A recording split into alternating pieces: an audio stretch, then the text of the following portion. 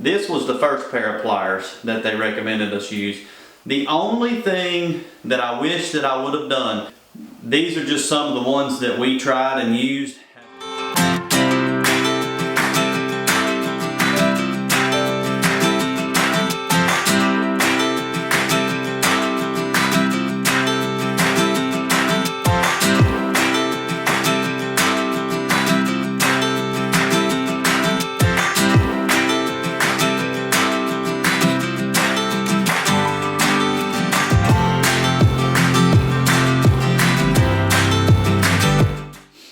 Okay, so today I want to go over a product that a lot of people probably don't think about. But here at Brown's Beef and Beads, we just finished fencing in our farm. We live on a small farm, it's 36 acres, but I just finished putting up about 10,000 foot of fence. And when I first started getting into, tearing down fence and thinking about putting up new fence, I really didn't know where to go. I hadn't done a lot of fencing before. I built some grapevine trellises, but as far as actual electric fence or barbed wire, woven wire, I had no clue. One of the primary tools that you're going to need whenever you start to build fence is a pair of pliers. And when it comes to pliers, there's a lot of really nice pliers out there that cost money, and there's a lot of pliers that are cheaper. So we're going to do a little bit of comparison of them, and I'm going to show you what I ended up purchasing and something that I really highly recommend. So when my wife, I sent her to Tractor Supply, I said, tell them we need some pliers because the ones we had weren't cutting it. I'm going to show you what they recommended us to use. Now, this is what was recommended to us. I had a pair like these, and they recommended that we get a pair of these little wire cutters like you use when you're doing electrical work, and they recommended the fencing pliers. These pliers here are a complete waste of time, and we'll try to cut some 12.5 gauge high tensile wire like most people put up around here anyways, and we'll show you how these work as far as cutting that wire. These white pliers here are a DeWalt brand, and they're pretty good pliers. They have some good things about them, some good characteristics, but then there's a lot of bad. There's a lot to these pliers. They have a hammer on this end, which is okay, but it's not a real hammer, and it really doesn't do that well for a hammer. There's this spike end here. There's the little tips here, and then on each edge here, as you open them up, you can see a gap that forms. Those are wire cutters. The best thing that I've found to use these pliers for is tearing down fence and pulling staples. So if you have a piece of wire, whether it's woven wire, barbed wire, and a staple holding it onto the post, and it's driven in close, but there's still a little bit of a gap. It's not really pounded in good. You can take and grab that staple with the tip here and squeeze it, and the staple will go through this top hole, and you can use this rounded spike here as a fulcrum to allow you to pull the staple out. Works great. If the staples are really driven in tight and you can't actually grab them with that, then what I do, and I don't know if this is the safest thing, do it at your own risk, but I take this spike, put that spike at the edge of the staple, and I take my good hammer and hit this hammer in. And if you look, you can probably see this hammer is no longer flat. The corner's been beat completely in, but that's what I use it for. And this spike will drive in under the staple and push it out enough to where you can grab it here.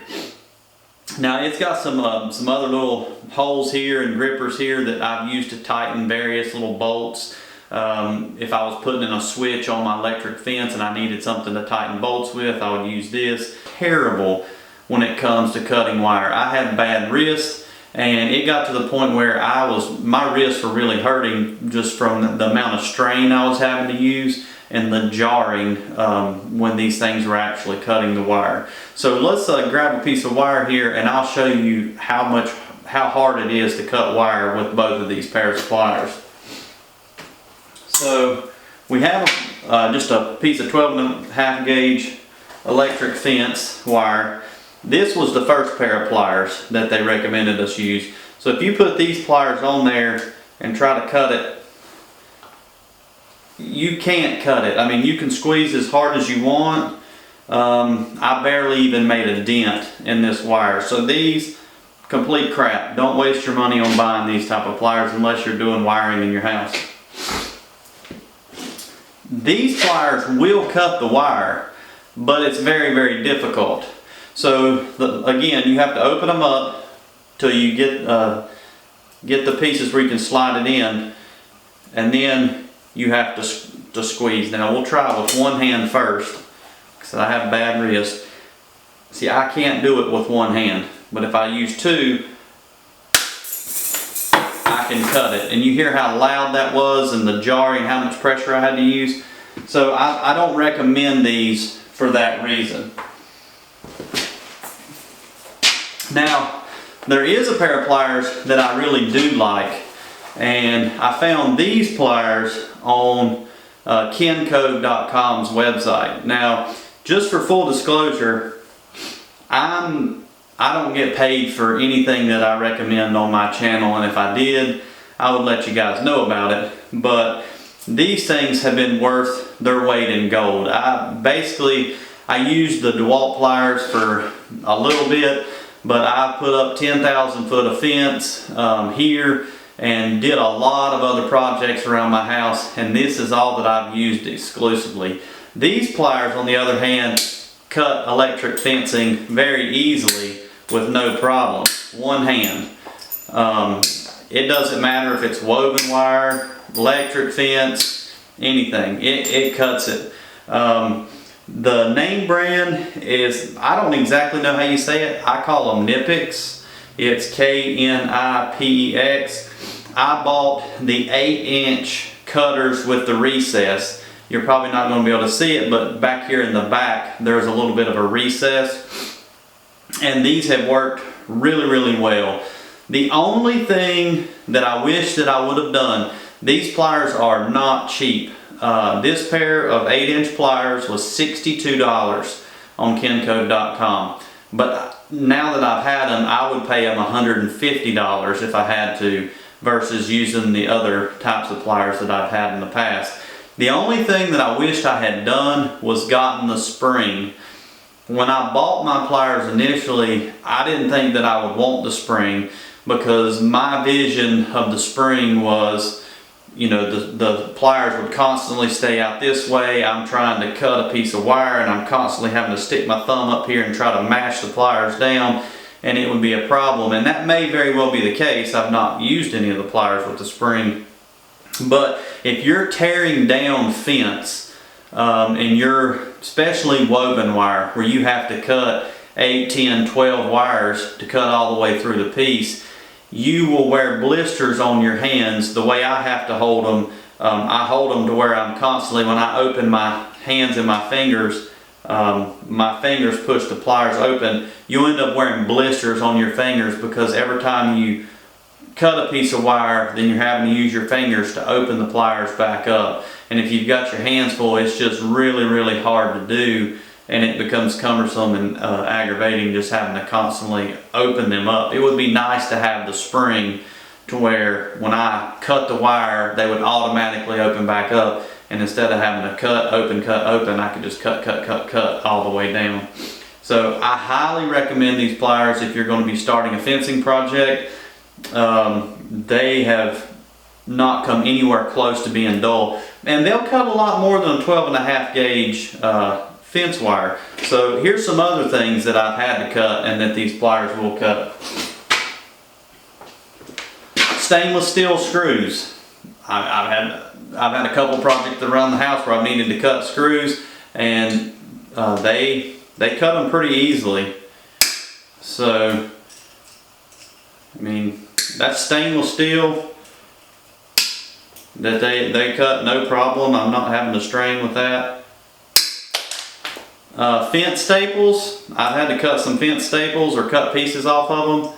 If I stick the staple back there in that recess, they'll cut the galvanized fence staples pretty easily. So very, very good pliers. Highly recommend them. You may want to consider paying the extra $8 to get the spring. I didn't. Kind of regret that, but I've just got some things that I've used building this fence that I've learned, and there's just not a lot of information out there about it. You know, when you think, okay, well, what kind of pliers do I need? Nobody's really telling you these things, and so you may want to consider the spring, you may not, but these are very, very good. So in closing, there's a lot of plier options out there when it comes to building fence, and these are just some of the ones that we tried and used as we built our fence. And these little cheap pliers that you can get for $5 or $10, I would not waste your time or money on those. These kind of all-purpose fencing pliers, they're cheap. You can get them for around $20 or $25. They do have some benefits. Pulling staples, using it to like squeeze wires together to get crimp sleeves on. If you need a hammer and a pinch, you can use these, but they're not really good at cutting. And for overall, if you're going to be doing a whole lot of fence work, I would not recommend these as your primary cutting source. These pliers that I got from Ken Cove, like I said, it was probably 62 of the best dollars that I actually spent. I would not go and build a fence without a pair of pliers like, you know, either these or like these. So I'll put some links in the description below of these pliers and the website I got them from. Once again, not getting paid to tell you this. I just really, really like this product, and nobody told me about anything like this. I just kind of took a leap of faith, stepped out on a limb, paid $62 for them, and I'm extremely satisfied, and I know that you will be as well.